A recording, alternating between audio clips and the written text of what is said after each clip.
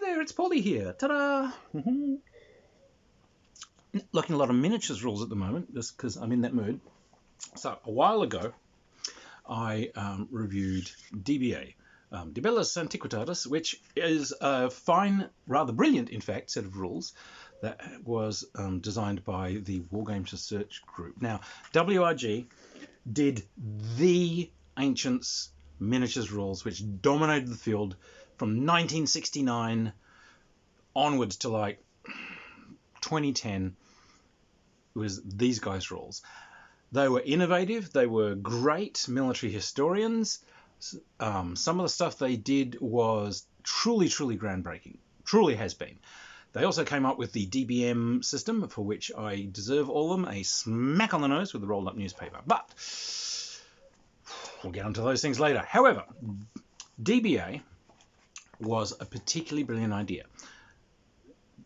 To recap, you're playing an ancient battle, but you're only playing with effectively 12 pieces on the board. Each of these is an element. An element is a group of troops of the same sort or sorts designed to work together that have a particular effect. So this is a rectangular base that has a number of miniatures on it. So that element might be pike. And pike can fight with a second element behind them and get a bonus. It might be knight, which are mounted troops who use speed and ferocity to crash into their opponents. They're very do or die. They're very dangerous. Normal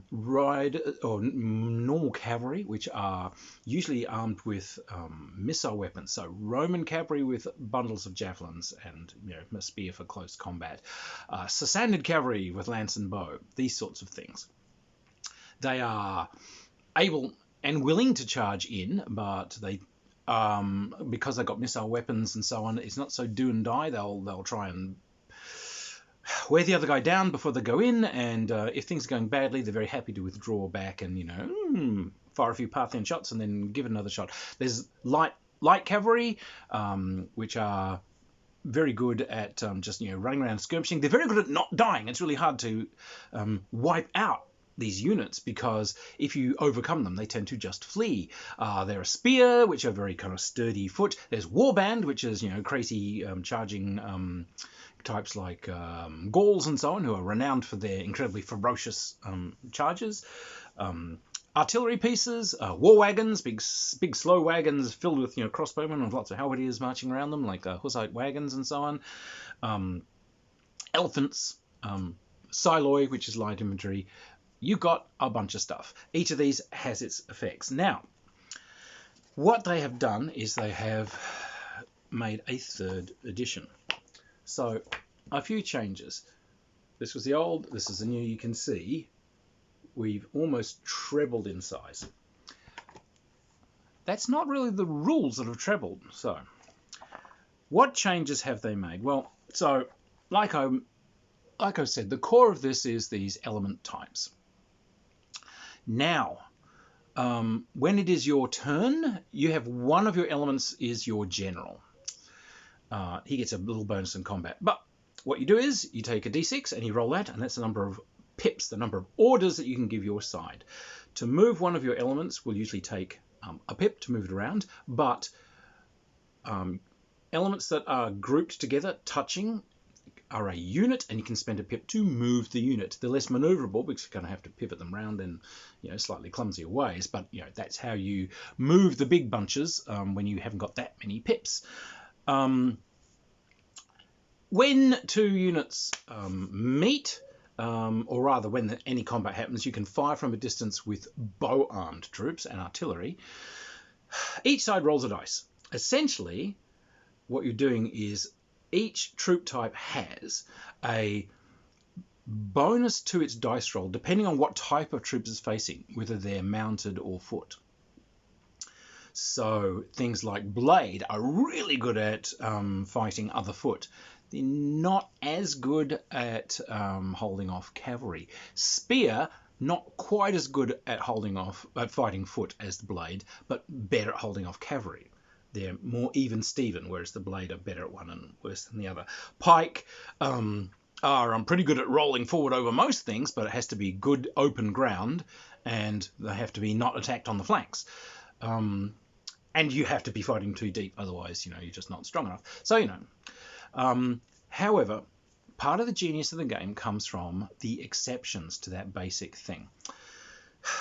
If two groups meet and you roll the dice, you add up the dice roll for each side with the bonus that they get.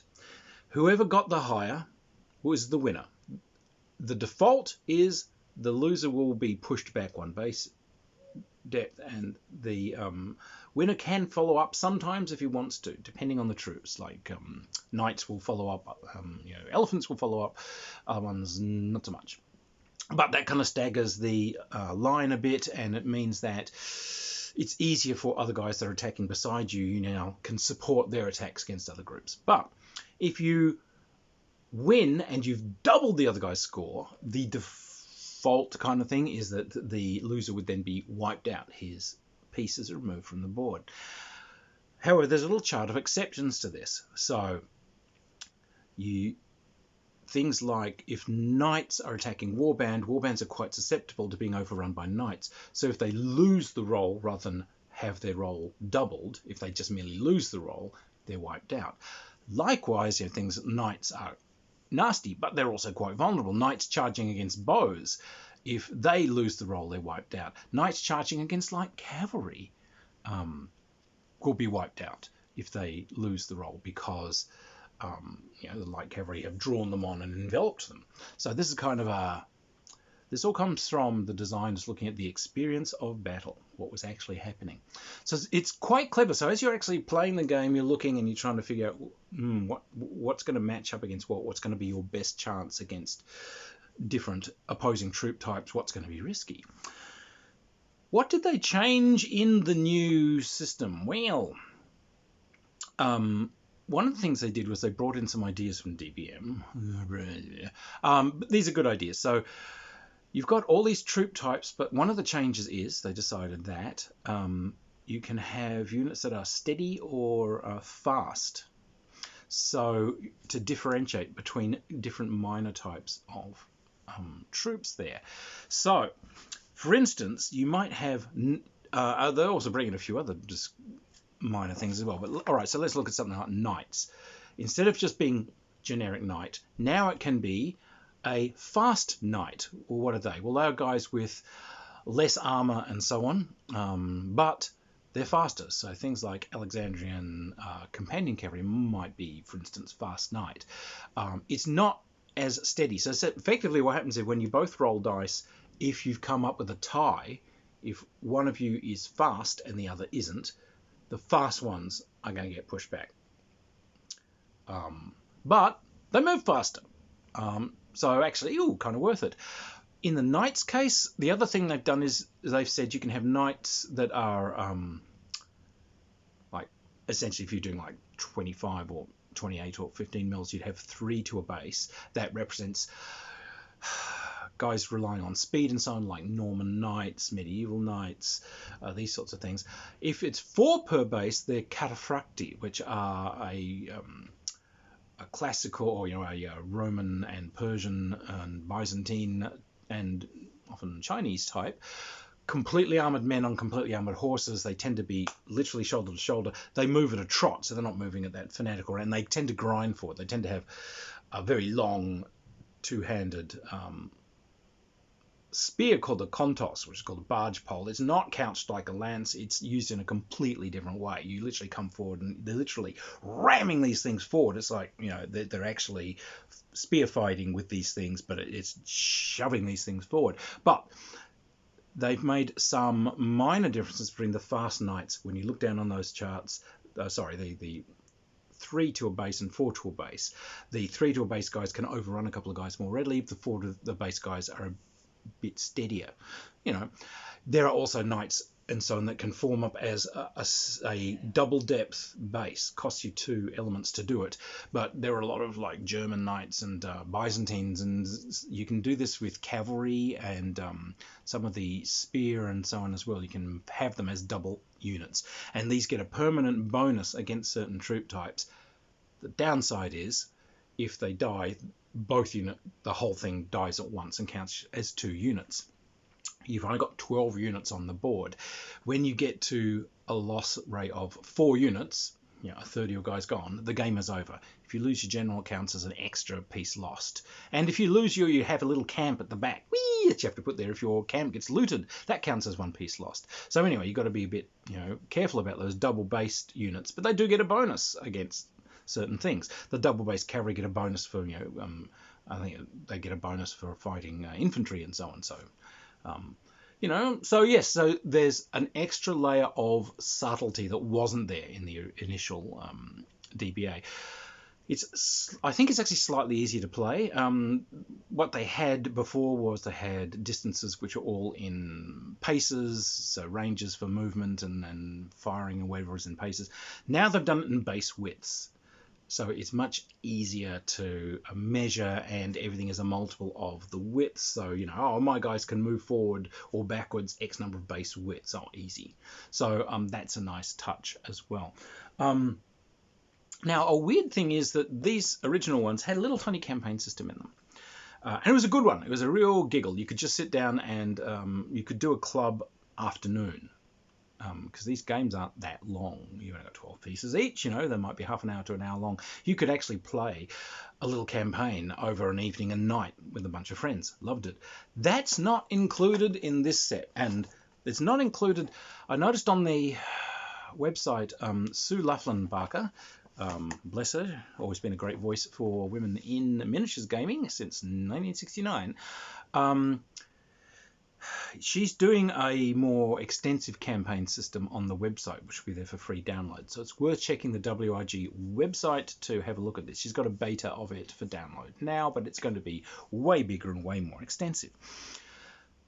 Where I think this one's a real winner. Now, it's the army lists. Most of this, here we go, is army lists. And the other thing that I think is a real winner is illustrations.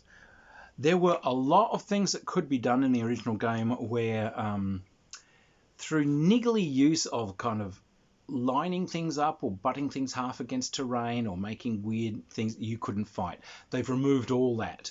They've taken this kind of thing that horrible little rules lawyers can use to basically make themselves unassailable, because the thing says, oh, well, you've got to have most of your troops in contact, but this guy's 1/3 behind a wall and 1/3 behind a tree, so it's like no, all gone. And they've left a lot of really good illustrations to show exactly how things move, exactly how these fight, and they've emphasized time and time and time again all that stuff that is a ridiculous rules niggle that can be used to basically do something stupid. Throw it out. This isn't meant to be used for that. They've finally woken up, because DBM, which allowed you to do all these things and actively encouraged it, turned ancient wargaming into a raging nightmare. Most of it, we left the hobby in droves because of these terrible, terrible rules. They've realized that they've stepped in and essentially said, it was never meant for that. You were never supposed to do that. You used to use your damn common sense and just do something that was fun. No, just because this guy's sideways and wearing hats on a Thursday doesn't mean he's somehow unassailable. So it's nice to see they woke up. Wish they'd done it 20 years ago, but nice to see they've made these statements. But like I was saying, the real winner is the army lists. The original rule set that they did, the WRG Ancients list, they would make these wonderful army list books. But what was great about them was each army would be sort of a page which would have the different troops you could choose, but there'd be a potted history up at the top. So as you went through these sort of things, which were chronologically as these different cultures and so on appeared, it was a great sort of history of the world. I learned so much from those books, particularly as a kid, where you discovered like dynasties and countries and nations you never knew existed. Ghaznavid, who were the Ghaznavids? The Ghaznavids are an Islamic dynasty from this area of Iran that borders Persia, seated around these hills. The capital was this.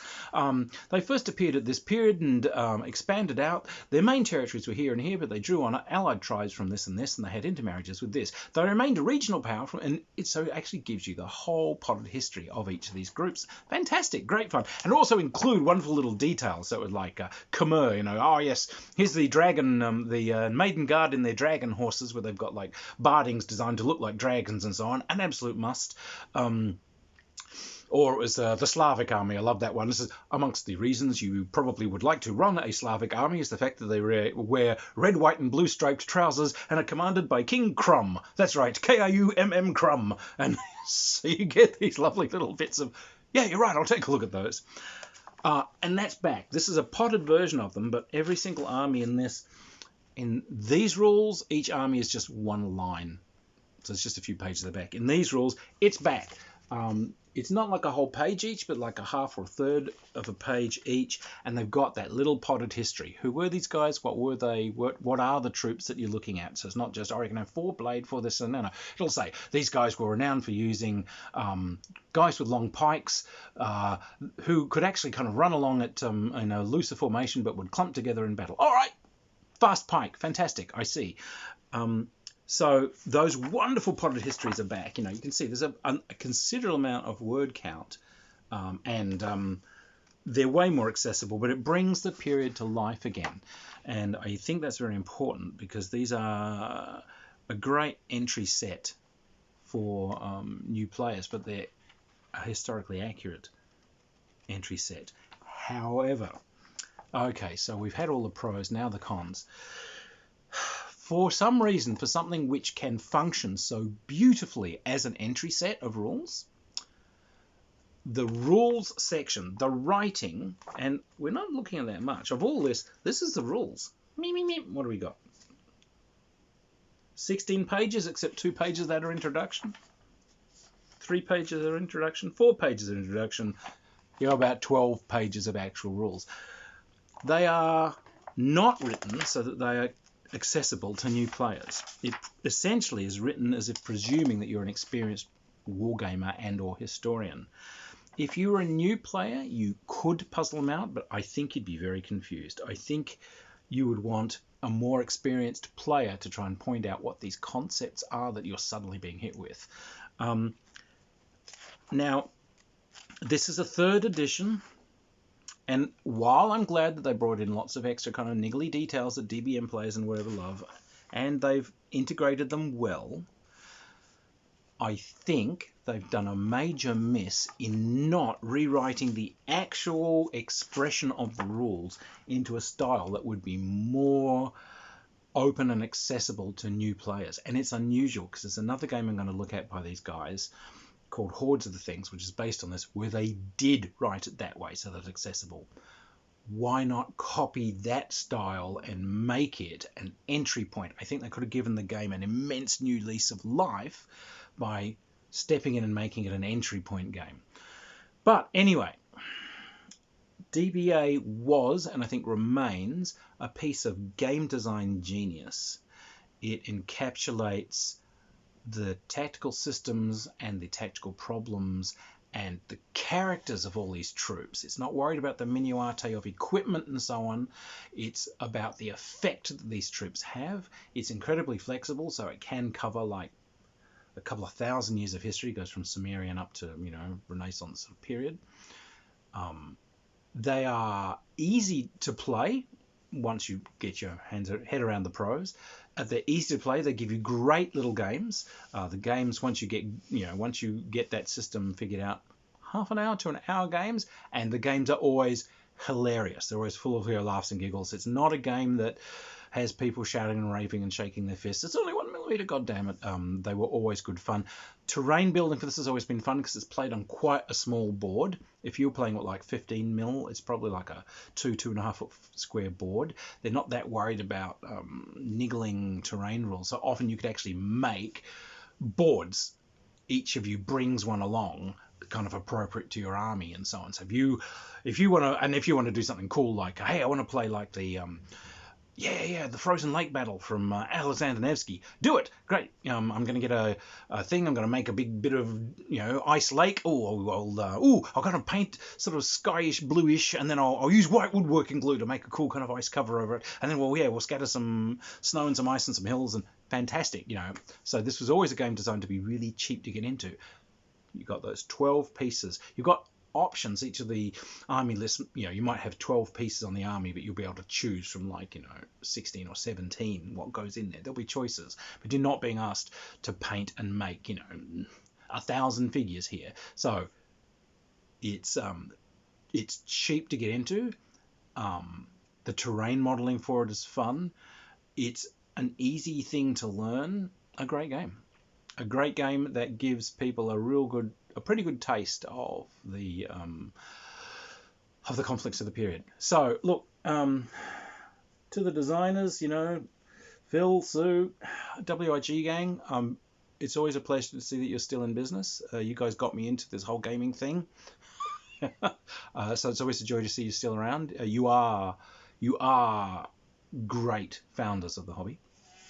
I'm very glad to see that DBA has a new lease of life and is still being enjoyed. You can find, if you go onto Steam and so on, you'll actually find there are online sites for playing this entirely online with digital troops and whatever. So you can enjoy it that way as well. Anyway, cheers everybody. Do go take a look at the new version 3.0 DBA. It's great. I love it. If you've enjoyed the reviews, by all means, find me on Patreon, hit the subscribe button, go forth into the streets and, and let the news be spread. I will keep on reviewing, you guys keep playing and keep having fun. Cheers!